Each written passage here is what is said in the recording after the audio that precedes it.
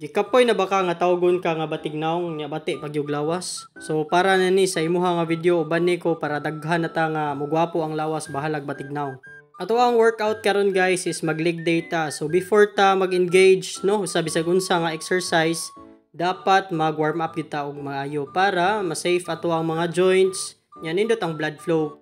So dire, human na ko warm up, nag-start na dayon ko ang first na ko nga exercise para sa ako ang chicken legs kay leg extension. So kung gigamit kay machine para safe gid kayo siya no, at the same time matarong gid nimo execute ang imuhang pag-workout.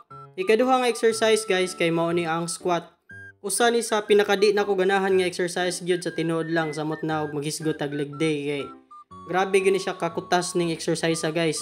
Ang pinganan sad kayo ninyo kay kung magpatuyang kas imong gibug-aton dire, patuyang pug execute sa imong form, pwede kayo nga ma-injury samot na ang ato ang lower back. No muna nga kung tanaw ninyo sa video, hinay ra jud kayo na og gaan ra gid kayo na ako ang weight nga gialsa.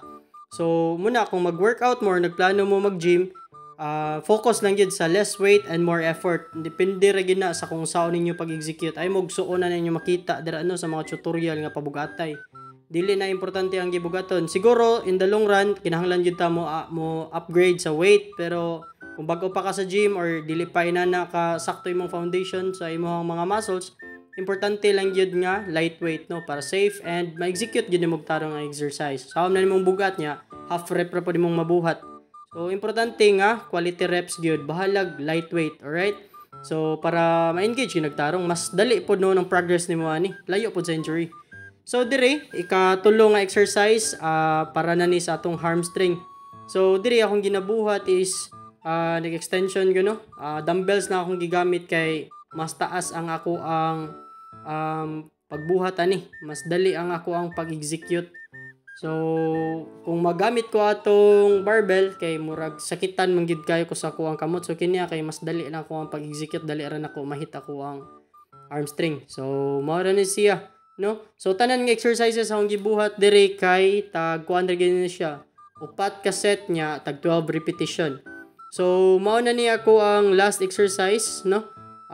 Walking lunges. So dire akong gibuhat no kay mao gyapon 4x12 niya. Grabe mo ni usapod kuta sa gani bisag naglabi rin body weight na to ani good. Adra ka gamay nga weight, grabe po ni siya kakapoy. Nabisang gig steady or stationary ka ni grabe gyapon ning puy-puya. Pero sige lang. So mora na ko ang workout sa legs niya. Kung nakita ninyo bahala gamay basta yayay. So atong gi-flex gamay diha kay wana naipit na. Dalikyat ra gid tani no kay daddy naman ta. So mo lang na og see you sa ato ang sunod nga video. Let's go.